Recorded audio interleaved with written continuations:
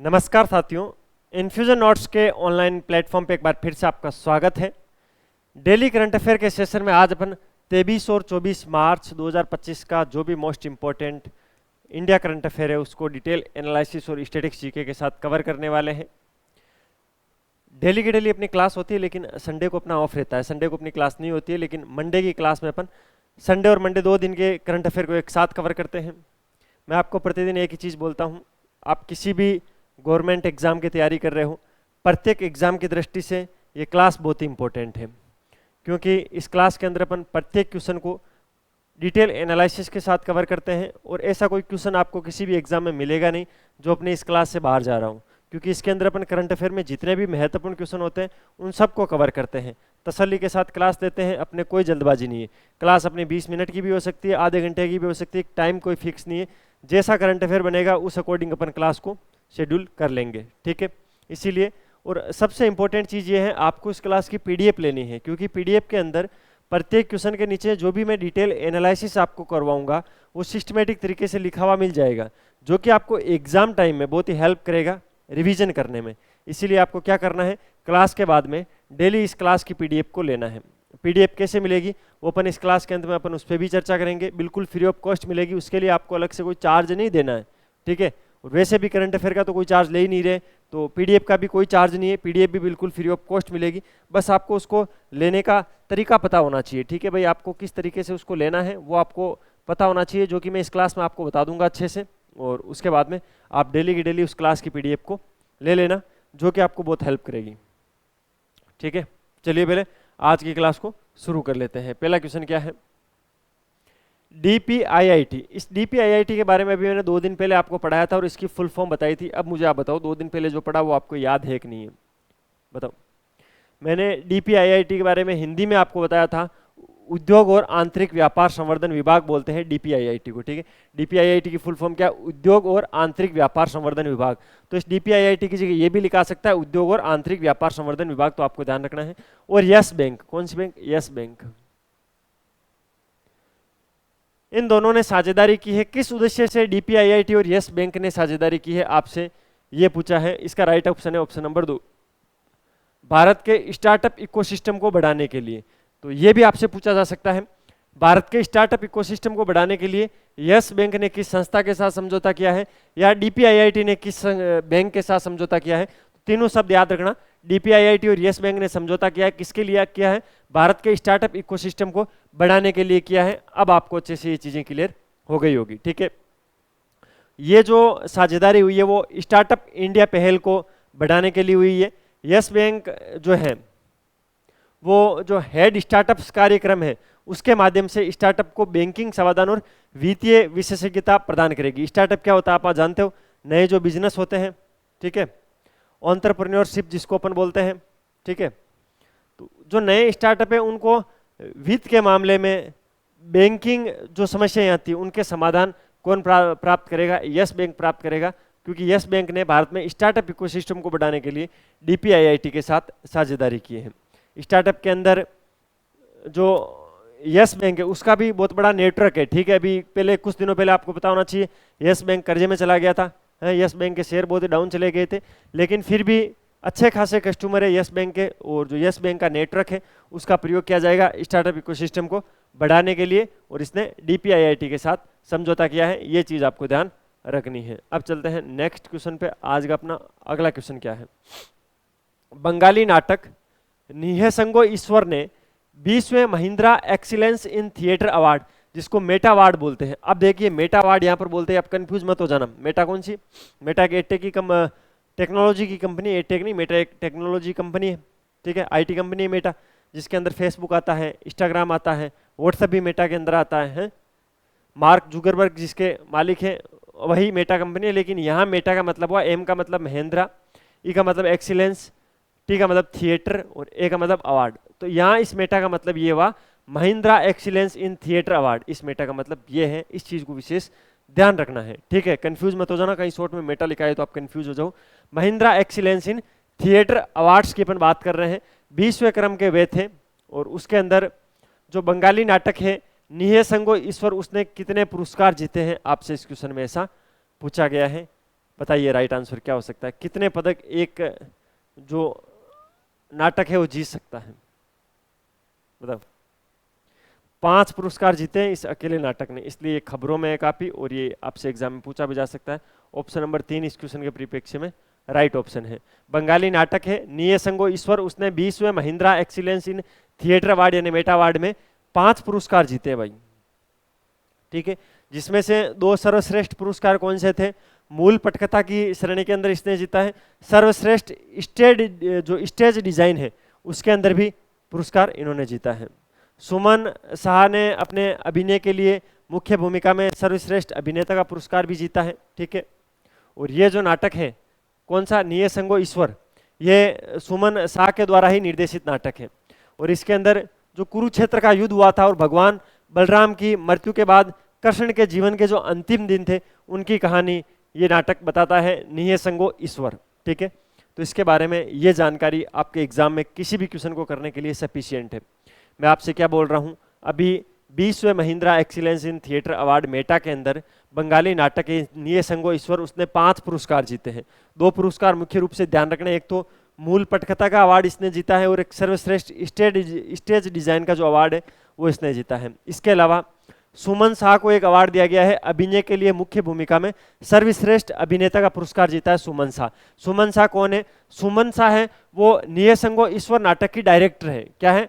निर्देशक है, डायरेक्टर है। इस नाटक के अंदर था क्या, तो इसके अंदर जो कुरुक्षेत्र के युद्ध और भगवान बलराम की मृत्यु के बाद में कृष्ण के जीवन के जो अंतिम दिन थे उनके बारे में इस नाटक के अंदर बताया गया था। तो ये चीज आपको ध्यान रखनी है। अगला क्वेश्चन क्या है? क्वेश्चन की भाषा को आप पकड़ने की कोशिश करना। भाषा थोड़ी क्लिष्ट लगेगी लेकिन इस प्रकार के क्वेश्चन आजकल एग्जाम में बहुत पूछे जाते हैं। अभी आपको पता होना चाहिए, कल एक राजस्थान में पेपर था, आरपीएससी ने पेपर लिया था कल। किसका लिया था राजस्थान में पेपर? जूनियर अकाउंटेंट का। वैसे 2021 की वैकेंसी थी, पहले पेपर हुआ, फिर बोला पेपर आउट हो गया, हुआ तमाम चीज़ें, उसके बाद में इस पेपर को वापस करवाया गया जूनियर अकाउंटेंट के। उसमें एक क्वेश्चन पूछा गया भाई कि 2013 से लेकर 2017 तक आरपीएससी ने, राजस्थान पब्लिक सर्विस कमीशन ने कितनी सफलतापूर्वक ऑनलाइन जो एग्जाम है उसको कंडक्ट करवाया है? अब बताओ, एक साल में भाई छोटे मोटे आरपीएससी ने कितने ऑनलाइन पेपर लिए बताओ। इस क्वेश्चन को करने के लिए आपको क्या होना चाहिए बताएं? कुछ भी नहीं। इस क्वेश्चन को आप कभी कर ही नहीं सकते। ऑप्शन 533, 535, 526, 528, बताओ कितने पेपर लिए 2013 से लेकर 17 तक आरपीएससी ने आज तक? तो इस लेवल का पेपर आ रहा है तो कुछ भी पूछा जा सकता है। क्रिस्टी कोवेट्री, इस शब्द को आपको रट लेना है। क्रिस्टी कोवेट्री अंतर्राष्ट्रीय ओलंपिक समिति, इंटरनेशनल ओलंपिक जो समिति है उनका नेतृत्व करने वाली पहली महिला और पहली अफ्रीकी बनी है। उन्होंने कितने वर्षों की बाधा को पार किया है? किस चीज की बाधा? क्या इस क्वेश्चन की लैंग्वेज क्या चाहता है, इस क्वेश्चन के अंदर क्या लिखा है, चीजें क्या लिखी है, वो आपको एक बार वापस समझनी है कि भाई जो अंतर्राष्ट्रीय ओलंपिक समिति है ना, उसका नेतृत्व कभी किसी महिला ने नहीं किया है। कितने वर्षों से किसी महिला ने जो अंतर्राष्ट्रीय ओलंपिक समिति है उसका नेतृत्व नहीं किया है, और अब किया तो कितने वर्षों की बाधा थी जिसको पार किया? तो 130 वर्ष, यानी पिछले 130 वर्षों के अंदर जो अंतर्राष्ट्रीय ओलंपिक समिति है, आईओसी है, उसका नेतृत्व कभी भी किसी महिला ने नहीं किया था। लेकिन 130 वर्ष बाद जो क्रिस्टी कोवेंट्री है वो अंतर्राष्ट्रीय ओलंपिक समिति का नेतृत्व करने वाली पहली महिला भी है और पहली अफ्रीकी महिला बनी है। पहली अफ्रीकी बनी है, महिला नहीं। अफ्रीका, जो अफ्रीका महाद्वीप है, अफ्रीका देश है, उसका कभी भी कोई भी जो अंतर्राष्ट्रीय ओलंपिक संघ है उसका नेतृत्व कभी किसी सदस्य ने नहीं किया है जो अफ्रीका से हो।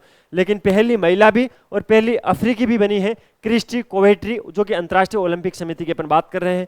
130 वर्षों में कभी कोई महिला है वो अंतर्राष्ट्रीय ओलंपिक समिति का नेतृत्व नहीं किया है, लेकिन 130 वर्षों के बाद में पहली बार ऐसा हो रहा है कि क्रिस्टी कोवेट्री अंतर्राष्ट्रीय ओलंपिक समिति का नेतृत्व किया है। पहली महिला भी बनी है और पहली अफ्रीकी भी बनी है, ठीक है। अफ्रीका महाद्वीप के अंदर एक देश पड़ता है अफ्रीका का, जिम्बाब्वे। कौन सा? जिम्बाब्वे। जिम्बाब्वे की तैराकी खिलाड़ी है, तैराकी खिलाड़ी है जिम्बाब्वे की, ये चीज आपको ध्यान रखना है।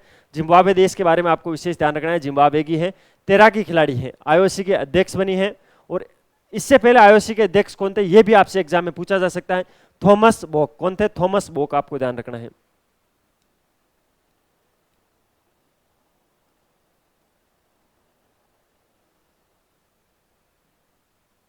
यानी मैं आपको से ये कहना चाहता हूं जो ये क्रिस्टी कोवेट्री अंतर्राष्ट्रीय ओलंपिक समिति की कल अध्यक्ष बनी है, उससे पहले ये जो समिति थी, अंतर्राष्ट्रीय ओलंपिक समिति थी, उसका नेतृत्व या उसका अध्यक्ष कौन थे? तो थॉमस बोक थे।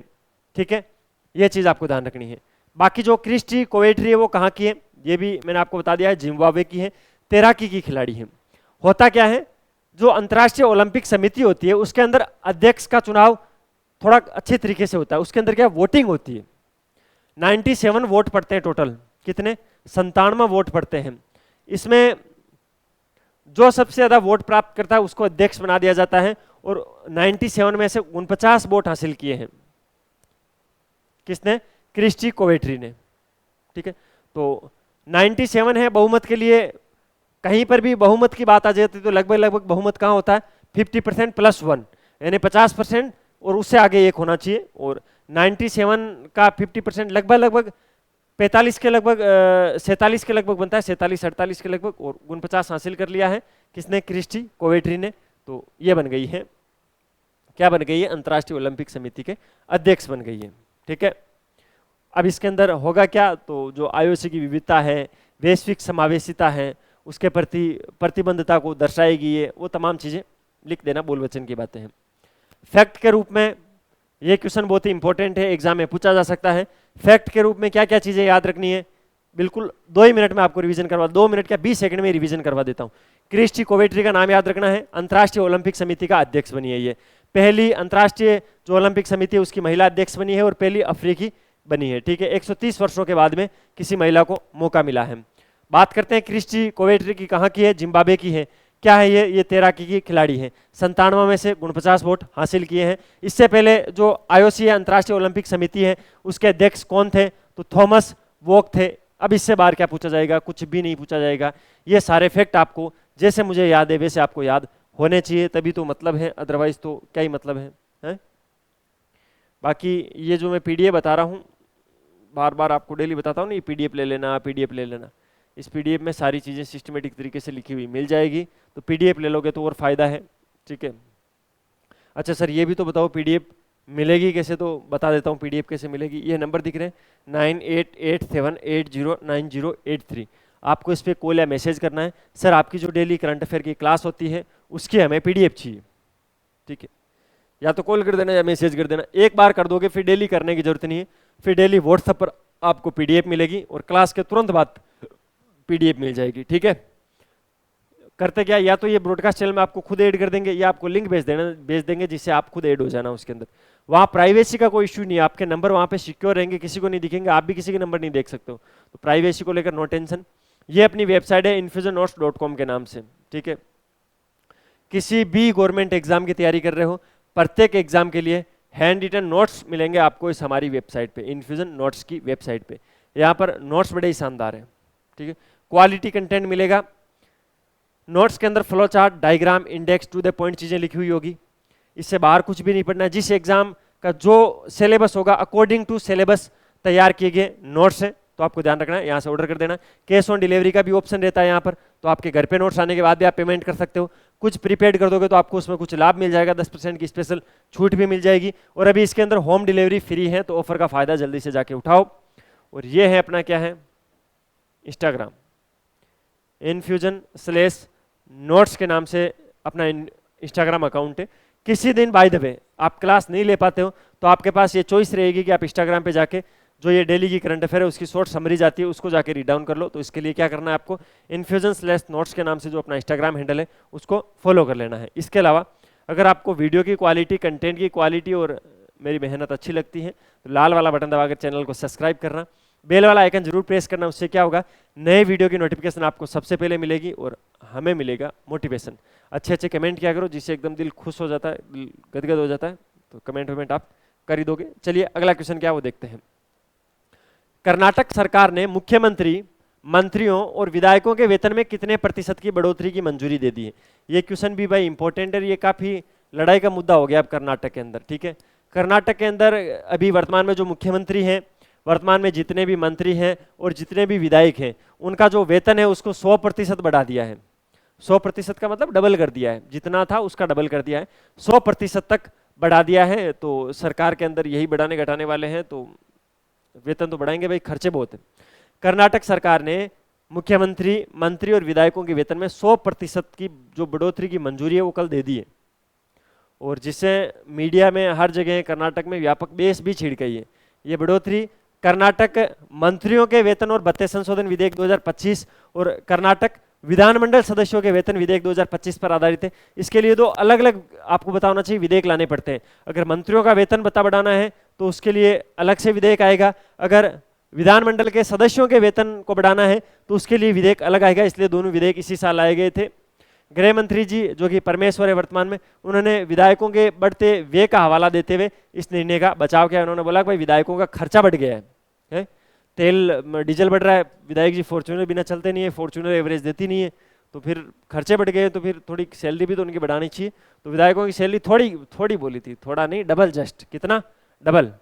अब आपसे क्वेश्चन क्या पूछा जा सकता है, अभी हाल ही में किस राज्य सरकार के मुख्यमंत्री, मंत्री और विधायकों के वेतन में 100% की वृद्धि की गई? तो आपको ये कर्नाटक सरकार भी ध्यान रखना है। कर्नाटक सरकार ने अभी ये बड़ा फैसला लिया था जिसके अंदर वो अपने मुख्यमंत्री, मंत्री और जितने भी विधायक हैं उनके जो भी वेतन है उसमें 100% यानी 2 गुने की वृद्धि कर दी है। इस चीज को ध्यान रखना है। 100 गुना है ना, 2 गुना ही होता है 100% यानी। अगला क्वेश्चन, बायोसारथी के लॉन्च के साथ भारत की जैव अर्थव्यवस्था कितने बिलियन डॉलर तक पहुंच गई है? अभी भाई बायोसारथी है, उसको लॉन्च किया गया, उसके साथ ही जो भारत की जैव अर्थव्यवस्था है वो कितने बिलियन डॉलर तक पहुंच गई? आपसे इस क्वेश्चन में ऐसा पूछा गया है। अभी डॉक्टर जितेंद्र सिंह ने कल ही बताया था कि भारत की जैव अर्थव्यवस्था है उसके अंदर 10,000 बायोटेक स्टार्टअप बड़े हैं, उसकी बदौलत 165 बिलियन डॉलर तक भारत की बायो जैव विविधता अर्थव्यवस्था है वो बढ़ गई है। ये चीज आपको ध्यान रखनी है। क्यों बढ़ी है? उसके पीछे रीजन था, उन्होंने बोला कि 10,000 बायोटेक नए स्टार्टअप बने हैं जिसकी बदौलत भारत में 165 बिलियन डॉलर तक पहुंच गया है। किसमें? जैव अर्थव्यवस्था के अंदर, ठीक है, किसमें? बायो इकोनॉमी के अंदर, जैव अर्थव्यवस्था के अंदर। ये चीज आपको ध्यान रखना है। उन्होंने इंडिया बायो इकोनॉमी रिपोर्ट 2025 और बायोसारथी का शुभारंभ किया था और बायोटेक स्टार्टअप के लिए वैश्विक परामर्श पहल भी शुरू की है। तो ध्यान रखना है, अभी क्या आई थी? इंडिया बायो इकोनॉमी रिपोर्ट 2025 आई थी। डॉक्टर जितेंद्र सिंह ने इस रिपोर्ट को जारी किया था जिसमें यह लिखा था 165 बिलियन डॉलर की भारत की जैव अर्थव्यवस्था है। ये चीज आपको ध्यान रखना है। इसके अलावा इंडिया बायो इकोनॉमी रिपोर्ट जैव विविधता प्रौद्योगिकी विभाग और BIRAC के द्वारा एक वार्षिक प्रकाशन होता है, प्रतिवर्ष इसका प्रकाशन करता है। यानी मैं आपको ये बताना चाहता हूँ, जो इंडिया बायो इकोनॉमी रिपोर्ट आई है वो किसने जारी की है? तो इंडिया बायो इकोनॉमी रिपोर्ट है वो जैव प्रौद्योगिकी विभाग और BIRAC के द्वारा जारी की जाती है। भारत की जैव अर्थव्यवस्था के अंदर कितना विकास हुआ उसका प्रदर्शन करने के लिए रिपोर्ट जारी की जाती है। कोई भी रिपोर्ट क्यों जारी की जाती है? तो उसकी रिपोर्ट का मतलब यही होता है, परिणाम देखे जाते हैं, क्या इसके अंदर ग्रोथ है या ये माइनस में चल रहा है, प्लस में चल रहा है, जो भी हो रहा है, कैसा प्रदर्शन है, उस प्रदर्शन का पता लगाने के लिए क्या करते हैं भाई? तो रिपोर्ट जारी करते हैं। 165 बिलियन डॉलर, आपने राइट आंसर लिख लिया होगा। अगला क्वेश्चन, चलो भाई, ये DIIT है, वो 2 दिन पहले मैंने आपको पढ़ाया था और आज की इस क्लास को शुरू होते ही सबसे पहले मैंने इस DIIT को समझाया था। ये DIIT की फुल फॉर्म बताई थी। अब तो आपको याद हो गई होगी DIIT क्या है। उद्योग और आंतरिक व्यापार संवर्धन विभाग, ठीक है। और किड्रिल सॉल्यूशन प्राइवेट लिमिटेड ने किस उद्देश्य से एक समझौते ज्ञापन पर हस्ताक्षर किए? कल एक DIIT ने यस बैंक के अलावा, कल मैंने आपको मतलब बताया था इस क्लास के शुरू में कि भाई जो DIIT है उसने नए स्टार्टअप्स के लिए यस बैंक के साथ समझौता किया है। उसी प्रकार DIIT ने किड्रिल सॉल्यूशन प्राइवेट लिमिटेड के साथ भी कल समझौता किया था। इस कंपनी का नाम भी आप याद रखना, क्या? किड्रिल सॉल्यूशन प्राइवेट लिमिटेड ने किस उद्देश्य से किया है? पहले क्वेश्चन में मैंने उद्देश्य बताया था, भाई नए स्टार्टअप को वित्तीय सहायता प्रदान करने के लिए यस बैंक के साथ समझौता किया है। यह समझौता किड्रिल सॉल्यूशन प्राइवेट लिमिटेड के साथ क्यों किया गया है? AI संचालित डिजिटल परिवर्तन के माध्यम से विनिर्माण और IT स्टार्टअप परिस्थितिकी तंत्र में तेजी लाने के लिए। ऑप्शन नंबर 2 इस क्वेश्चन में परिप्रेक्ष्य में एकदम राइट ऑप्शन है। तो ये ध्यान रखना आपको, AI संचालित, AI ने आर्टिफिशियल इंटेलिजेंस संचालित डिजिटल परिवर्तन के माध्यम से वित्तीय, विनिर्माण और IT स्टार्टअप परिस्थितिकी तंत्र को मजबूत करने के लिए, इस तंत्र में तेजी लाने के लिए DIIT यानी उद्योग एवं आंतरिक व्यापार संवर्धन विभाग ने किड्रिल सॉल्यूशन प्राइवेट लिमिटेड के साथ एक समझौता किया है। ये चीज आपको ध्यान रखनी है, ठीक है। ये जो समझौता है, ये जो साझेदारी है वो ऑटोमेटिव हो गया, BFSI, फार्मा, तेल और गैस और सरकारी क्षेत्रों के स्टार्टअप का समर्थन करते हुए मेंटरशिप, अवसंरचना और बाजार पहुंच को बढ़ाने के लिए किया गया, जिसके अंदर एआई और आईटी स्टार्टअप का सहायता लेना है। एआई यानी आर्टिफिशियल इंटेलिजेंस की मदद लेनी है। तो आपको कंपनी का नाम याद रखना है, DIIT यानी उद्योग और आंतरिक व्यापार संवर्धन विभाग, और किड्रिल सॉल्यूशन प्राइवेट लिमिटेड, इनने समझौता किया है। किसके लिए समझौता किया है? तो एआई संचालित डिजिटल परिवर्तन के माध्यम से विनिर्माण और आईटी स्टार्टअप पारिस्थितिकी तंत्र में तेजी लाने के लिए। यह चीज आपको विशेष ध्यान रखनी है, एग्जाम में इस प्रकार के क्वेश्चन पूछे जाते हैं। आज मैंने DIIT की 2 साझेदारियां पढ़ाई है। पहले क्वेश्चन में मैंने यस बैंक के साथ साझेदारी पढ़ाई है, और दूसरे जो बाद में जो मैंने क्वेश्चन पढ़ाया उसके अंदर किड्रिल सॉल्यूशन प्राइवेट लिमिटेड के साथ पढ़ाई। तो ये दोनों आपको ध्यान रखनी है। अगला क्वेश्चन क्या है?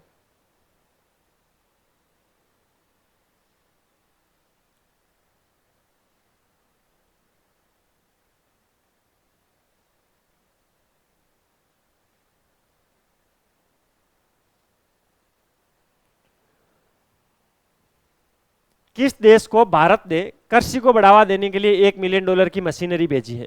अभी भारत ने कृषि क्षेत्र को बढ़ावा देने के लिए $1 मिलियन की मशीनरी भेजी है एक देश को। उस देश का नाम आपसे पूछा है, और वो देश है सूरीनाम देश। ऑप्शन नंबर 3 इस क्वेश्चन के परिप्रेक्ष्य में राइट ऑप्शन आपको ध्यान रखना है। भारत ने अभी कृषि को बढ़ावा देने के लिए $1 मिलियन, बहुत पैसे होते हैं, $1 मिलियन की मशीनरी भेजी है। किस देश को? सूरीनाम देश को। ठीक है।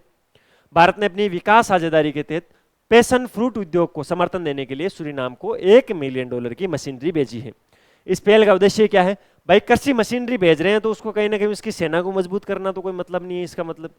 अच्छा, कृषि के लिए भेज रहे हैं तो कोई शिक्षा का तो कोई मतलब ही नहीं है। तो सीधा सीधा इसका उद्देश्य क्या हो सकता है? कृषि उत्पादकता को बढ़ाना और भारत सूरीनाम के जो द्विपक्षीय संबंध है उनको मजबूत करना। तो ये कॉमन सेंस है, ये चीजें आपको ऑटोमेटिक आपके दिमाग में आनी चाहिए। ठीक है। बात करते हैं सूरीनाम देश की। पहली बार सुना होगा या इससे अच्छे से तैयारी कर रहे हो तो पहले भी आपने सुना होगा। सूरीनाम जो देश है वो दक्षिण अमेरिका के उत्तर पूर्वी तट पर स्थित एक छोटा सा देश है। ठीक है। सूरीनाम कहाँ पर है? दक्षिण अमेरिका के उत्तर पूर्वी तट पर सूरीनाम है। महाद्वीप पढ़े हैं आपने? एशिया महाद्वीप पढ़ा है, उसके बाद में अफ्रीका महाद्वीप पढ़ा होगा, यहाँ उत्तरी अमेरिका, दक्षिण अमेरिका पढ़ा होगा। ठीक है।